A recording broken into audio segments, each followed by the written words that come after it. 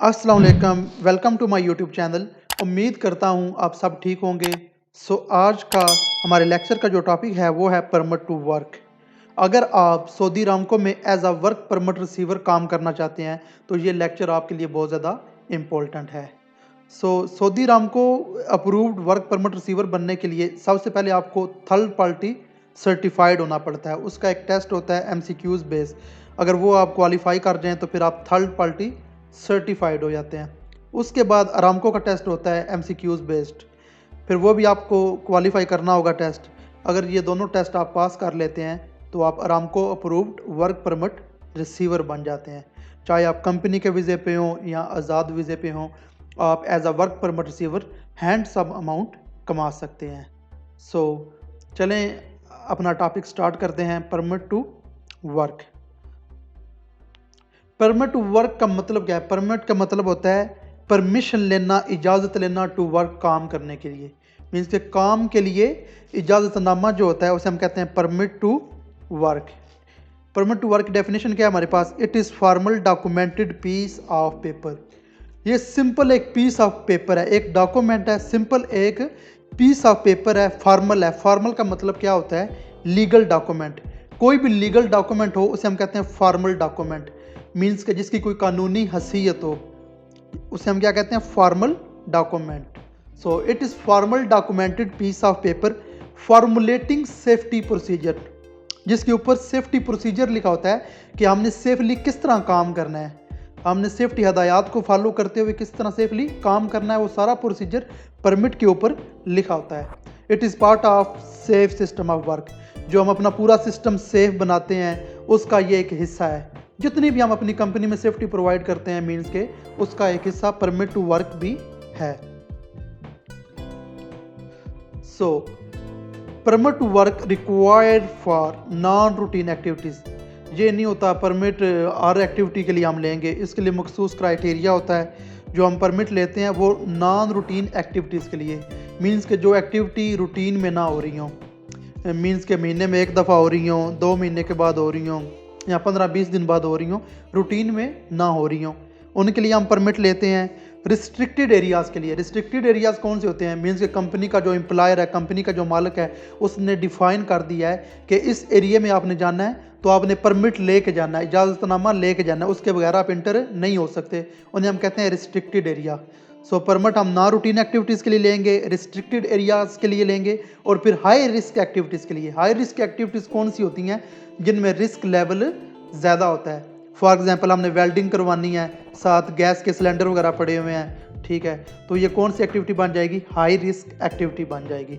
जो भी high risk activity होगी उसके लिए हम क्या लेंगे? परमिट लेंगे। यहाँ जिस जगह पे कोई जहरीली गैस होगी, जिस तरह हाइड्रोजन सल्फाइड है, कार्बन मोनोऑक्साइड है, तो उन चीज़ों के लिए हम क्या लेंगे? परमिट लेंगे। जो हाई रिस्क एक्टिविटीज़ नहीं होती उनके लिए हम परमिट नहीं लेते। ये 3 कंडीशन है जिनके लिए हम परमिट लेते हैं। कोई एक्टिविटी नॉन रूटीन में हो रही हो, रिस्ट्रिक्टेड एरियाज़ के लिए और हाई रिस्क एक्टिविटीज़ के लिए जिसमें रिस्क लेवल ज़्यादा हो, तो फिर हम क्या लेते हैं? परमिट लेते हैं। Types of work permit. जो वर्क परमिट होते हैं इनकी डिफरेंट टाइप्स होती हैं। सबसे पहला हमारे पास परमिट है कोल्ड वर्क परमिट, फिर हमारे पास हॉट वर्क परमिट, फिर हमारे पास confined space entry permit. Permit की ना डिफरेंट टाइप्स होती हैं, मुख्तलिफ ऑर्गेनाइजेशन में डिफरेंट टाइप्स होती हैं। जो रामको में 3 मोस्टली परमिट चलते हैं, मैं उनके बारे में आपको अभी बताऊंगा। रामको में मोस्टली ये 3 परमिट ही होते हैं: cold work permit, hot work permit and confined space entry permit. जो कोल्ड वर्क परमिट होता है उसका जो कलर होता है वो ब्लू होता है, हॉट वर्क परमिट का रेड होता है और जो कन्फाइंड स्पेस का परमिट होता है उसका कलर ग्रीन होता है। कोल्ड वर्क परमिट हमने कहाँ पे लेना है? जिस जगह पे टेम्परेचर इन्वॉल्व ना हो, मीन्स के कोल्ड। जिस जगह पे टेम्परेचर इन्वॉल्व नहीं होगा उस एक्टिविटी के लिए हम कौन सा वर्क परमिट लेंगे? Cold work permit. जिस तरह के स्कैफोल्डिंग इरेक्शन, हमने स्कैफोल्डिंग लगानी है, टेम्परेरी प्लेटफॉर्म होता है स्कैफोल्डिंग हाइट पे काम करने के लिए। अगर हमने स्कैफोल्डिंग लगानी है उसके लिए कौन सा परमिट लेंगे? कोल्ड वर्क परमिट लेंगे। अगर हम पेंटिंग कर रहे हैं by hand, painting by hand, तो उसके लिए कौन सा परमिट लेंगे? Cold work permit. अगर हम एक्सकेवेशन बाई हैंड कर रहे हैं, कोई मशीनरी इन्वॉल्व नहीं है, तो हम कौन सा परमिट लेंगे? कोल्ड वर्क परमिट लेंगे। फिर हमारे पास है hot work permit. Art work permit का कलर रेड होता है। जिस तरह के अगर हमने वेल्डिंग करवानी है, कटिंग करवानी है, ग्राइंडिंग करवानी है, इसमें इग्निशन सोर्स इन्वॉल्व हो जाता है, ठीक है। आर्ट वर्क परमिट उस जगह पे लेते हैं जहाँ पे कोई इग्निशन सोर्स इन्वॉल्व हो जाए, जहाँ पे कोई टेम्परेचर इन्वॉल्व हो जाए, उन एक्टिविटीज़ के लिए हमने आर्ट वर्क परमिट लेना होता है। वेल्डिंग में भी टेम्परेचर होता है, जब कोई कटिंग कर रहे होंगे चिंगारियाँ निकलेंगी, ग्राइंडिंग कर रहे होंगे चिंगारियाँ निकलेंगी। इन एक्टिविटीज़ के लिए हम कौन सा परमिट लेंगे? आर्ट वर्क परमिट लेंगे। फिर इलेक्ट्रिकल हैंड टूल्स, मीन्स कि कोई भी इक्विपमेंट है, जिस तरह कोई ड्रिल मशीन है इलेक्ट्रिसिटी पे चल रही है, तो उसके लिए भी हम कौन सा परमिट लेंगे? आर्ट वर्क परमिट लेंगे, क्योंकि इलेक्ट्रिसिटी की वजह से भी स्पार्किंग प्रोड्यूस हो सकती है। फिर for all machineries which operate on fuel और ऑन इलेक्ट्रिसिटी, जितनी भी मशीनरीज हैं चाहे वो डीजल पेट्रोल पे चल रही हैं, इलेक्ट्रिसिटी पे चल रही हैं, सब के लिए हम कौन सा वर्क परमिट लेंगे? आर्ट वर्क परमिट लेंगे। फिर हमारे पास कन्फाइंड स्पेस का परमिट आ जाता है तीसरा, जो रामको में मोस्टली यूज़ हो रहा है, उसका कलर ग्रीन होता है। कन्फाइंड स्पेस हमारे पास क्या होती है? Any enclose space which is not design for long term human occupancy in which ventilation assess एग्रेस may be difficult. Means कि कोई भी बंद जगह, एनी इनक्लोज स्पेस, कोई भी बंद जगह जो हमारे लिए डिज़ाइन नहीं की गई, जहाँ पे हम ज़्यादा देर तक रह सकें, हमारे लिए वो डिज़ाइन नहीं की गई। जहाँ पे वेंटिलेशन का मसला हो, ऑक्सीजन की कमी हो, ऑक्सीजन का मसला हो, और असेस एग्रेस अंदर आने का और बाहर जाने का रास्ता तंग हो। असेस कहते हैं अंदर आने का रास्ता, एग्रेस कहते हैं बाहर जाने का रास्ता डिफ़िकल्ट हो, उसे हम कहते हैं कन्फाइंड स्पेस। इंडस्ट्री में मोस्टली ये जिस तरह टैंक्स होते हैं, ठीक है, स्टोरेज टैंक, स्टोरेज वेसल्स वगैरह, ये सारी किस में आते हैं? कन्फाइंड स्पेस में आते हैं। अगर हम एक्सकेवेशन करवा रहे हैं, खुदाई करवा रहे हैं, अगर वो एक्सकेवेशन 4 फीट डीप हो जाए तो उसको भी हम कन्फाइंड स्पेस में कंसीडर करते हैं। फिर वहाँ पे हम लाजमी कन्फाइंड स्पेस का परमिट लेना होता है। सो ये 3 मोस्टली परमिट हैं जो रामको में यूज़ हो रहे हैं। Time duration of permit, permit जो होता है वो मोस्टली एक शिफ्ट के लिए इशू किया जाता है। Permit is issued for only for shift. मुख्तलिफ ऑर्गेनाइजेशन में मुख्तलिफ शिफ्ट पैटर्न होता है। कुछ ऑर्गेनाइजेशन में 12 घंटे की एक शिफ्ट होती है, मीन्स के 24 घंटे टोटल होते हैं, 12 घंटे की एक, और दूसरी भी 12 घंटे की, टोटल 24। और कुछ ऑर्गेनाइजेशन में एक शिफ्ट 8 घंटे की होती है, मीन्स के 8, 8, 16, 8, 24, मीन्स के 3 शिफ्ट्स होती हैं 8-8 घंटे की। सो जो परमिट इशू होता है वो एक शिफ्ट के लिए इशू होता है, मीन्स के 8 घंटे के लिए परमिट इशू होगा। If work is not complete in one shift then next shift extend permit. अगर हम जो काम करवा रहे हैं, जो एक्टिविटी परफॉर्म करवा रहे हैं, अगर वो एक शिफ्ट में कंप्लीट नहीं हुई तो अगली जो शिफ्ट आएगी वो परमिट को एक्सटेंड करवाएगी। अगर दूसरी शिफ्ट में भी काम हमारा कंप्लीट नहीं हुआ, फिर जो तीसरी शिफ्ट आएगी वो भी परमिट को क्या करवाएगी? एक्सटेंड करवाएगी। परमिट को हम 24 घंटे के अंदर अंदर एक्सटेंड करवा सकते हैं। अगर हमारा काम 24 घंटे के अंदर कंप्लीट भी ना हो, फिर मैक्सिमम 30 डेज़ के लिए, 30 दिन के लिए हम परमिट को एक्सटेंड करवा सकते हैं। पर इसके लिए कंडीशन है, जो वर्क प्लेस कंडीशन हो वो बिल्कुल सेम हो। जिस दिन परमिट इशू हुआ था उस दिन जो कंडीशन थी वर्क प्लेस की, वो ही कंडीशन सेम रहे, तो फिर हम परमिट को 30 दिन तक एक्सटेंड करवा सकते हैं। मीन्स कि जिस दिन पहले दिन परमिट इशू हुआ था उस दिन कोई विंड नहीं थी, कोई बारिश नहीं हो रही थी, और 2-3 दिन बाद बारिश होने लगी है, फिर क्या हो जाएगा? वर्क प्लेस कंडीशन चेंज हो जाएंगी। जब वर्क प्लेस कंडीशन चेंज होंगी तो परमिट इनवैलिड हो जाता है। सो ये एक क्राइटेरिया है कि हम परमिट को 30 दिन तक एक्सटेंड करवा सकते हैं, पर वर्क प्लेस कंडीशन सेम रहे। ये सारा जो मैं आपको पढ़ा रहा हूँ ये अरामको के स्टैंडर्ड्स के मुताबिक पढ़ा रहा हूँ। डिफरेंट ऑर्गेनाइजेशन के डिफरेंट रूल्स होते हैं, सो ये अरामको के मुताबिक मैं आपको पढ़ा रहा हूँ। Extension of permit depends on organisation, ये ऑर्गेनाइजेशन पे डिपेंड करता है। जो ऊपर मैंने सारे रूल्स बताए हैं वो सऊदी अरामको के मैं रूल बता रहा हूँ आपको। सो परमिट बिकम इनवैलिड, परमिट कब इनवैलिड हो जाता है?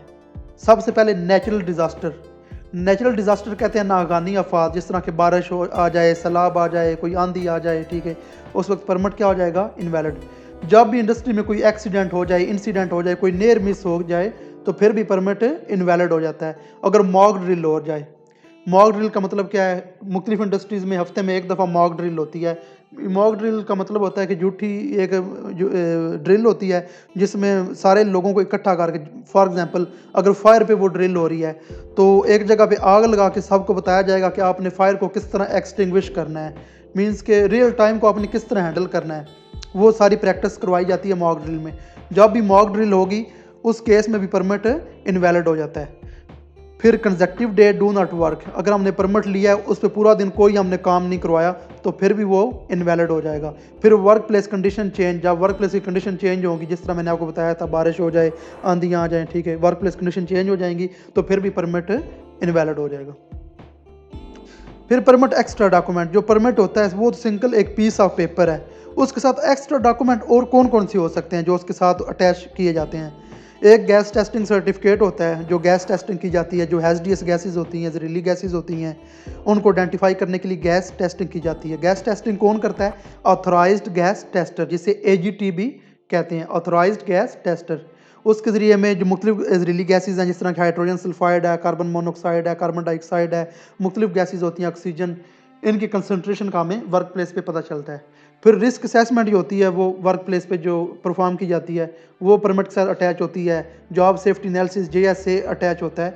फिर हैज़र्ड एनालिसिस चेक लिस्ट होती है, वो भी परमिट के साथ अटैच होती है। ये हैज़र्ड एनालिसिस चेक लिस्ट मुख्तलिफ होती हैं, जिस तरह के अगर हमने कन्फाइंड स्पेस का परमिट लिया है तो कन्फाइंड स्पेस के रिलेटेड ही हैज़र्ड एनालिसिस चेक लिस्ट होगी। अगर हम वर्क एट हाइट पे काम करना चाहते हैं तो हाइट के रिलेटेड ही हैज़र्ड एनालिसिस चेक लिस्ट होगी। फिर आया था हमारे पास पार्ट्स ऑफ वर्क परमिट। जो वर्क परमिट होता है उसके डिफरेंट पार्ट्स होते हैं। सो वो कौन कौन से हैं? There are basically 4 parts of work permit. जो वर्क परमिट होता है उसके बेसिकली 4 पार्ट होते हैं। पहला पार्ट हमारे पास है वर्क डिस्क्रिप्शन, उसमें पूरी वर्क की डिस्क्रिप्शन लिखी होती है। दूसरा part hazard identification and control, उसमें हैज़र्ड आइडेंटिफाई होते हैं और कंट्रोल लिखे होते हैं। और तीसरा है हमारे पास गैस टेस्टिंग मॉनिटरिंग, और चौथा है परमिट ऑथराइजेशन एंड क्लोजर। ये मैं अभी आपको प्रैक्टिकली दिखाता हूँ स्टेप बाय स्टेप परमिट किस तरह हमें दिखाई देता है, उसके मुख्तलिफ जो पार्ट्स हैं। सो ये हमारे पास पहला पार्ट है। ये हमारे पास है बेसिकली हार्ट वर्क परमिट, या वो कलर नज़र आ रहा होगा जिस तरह मैंने पीछे मेंशन किया था कि हार्ट वर्क परमिट जो होता है उसका कलर रेड होता है, ये आपको नज़र आ रहा होगा रेड कलर। सो ये हमारे पास हार्ट वर्क परमिट है। सो सेक्शन 1 ये रामको का परमिट है जो मैं आपको दिखा रहा हूँ। सेक्शन 1 जो है वो है वर्क डिस्क्रिप्शन। परमिट के बेसिकली 4 पार्ट होते हैं, अभी हम फर्स्ट पार्ट देख रहे हैं। सेक्शन 1 वर्क डिस्क्रिप्शन, इसमें वर्क की डिस्क्रिप्शन लिखी होती है। इसमें ये हमने जब फिल करना होता है मंथ लिखना होता है, डे, ईयर, ड्यूरेशन। फिर हमने identify plant facility area, exact work location, work to be done, equipment to be used at site. जो भी हमने एक्टिविटी परफॉर्म करवानी है उसके रिलेटेड सारी इन्फॉर्मेशन हम यहाँ पे लिखेंगे। किस टाइम पे काम होगा, कितनी ड्यूरेशन के लिए होगा, कौन सा ईयर है और किस एरिया में काम हो रहा है, और वर्क की लोकेशन क्या है, और हम कौन सी एक्टिविटी परफॉर्म करेंगे और इस एक्टिविटी में कौन से इक्विपमेंट यूज़ होंगे। ये सेक्शन 1 में हम सारी चीज़ें फिल करेंगे। फिर सेक्शन 2 हमारे पास है हैज़र्ड आइडेंटिफिकेशन एंड कंट्रोल। इसमें सारे हैज़र्ड आइडेंटिफाई होते हैं और उनके कंट्रोल लिखे होते हैं। यह हमने फिल करना होता है कि हमने कौन सा कंट्रोल मेथड यूज़ किया है हैज़र्ड को कंट्रोल करने के लिए। जो हमने मेथड अडॉप्ट किया होगा उस पर हम ये बने हुए सेक्शन मुख्तलिफ, इसमें हम टिक लगा देंगे कि ये हमने मेथड यूज़ किया है हैज़र्ड को कंट्रोल करने के लिए। फिर ये हमारे पास है सेक्शन 3।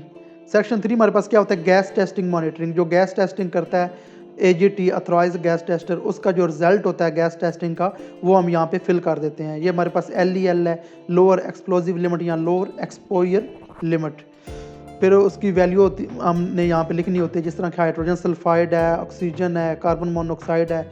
सो इन गैसेस की हमने कंसनट्रेशन यहाँ पे लिख देनी है ppm में, पार्ट्स पर मिलियन में, वो सारी हमने कंसनट्रेशन यहाँ पे लिख देनी है।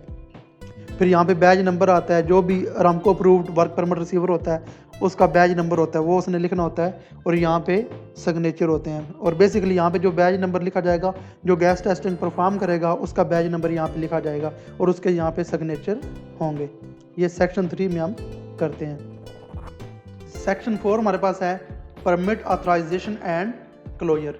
इस सेक्शन में बेसिकली रिसीवर के सिग्नेचर यहाँ पे होते हैं और इशूअर के सिग्नेचर होते हैं। रिसीवर वो होता है जो परमिट रिसीव करता है काम स्टार्ट करवाने के लिए, और इशूअर वो होता है जो परमिट को इशू करता है काम स्टार्ट करवाने के लिए।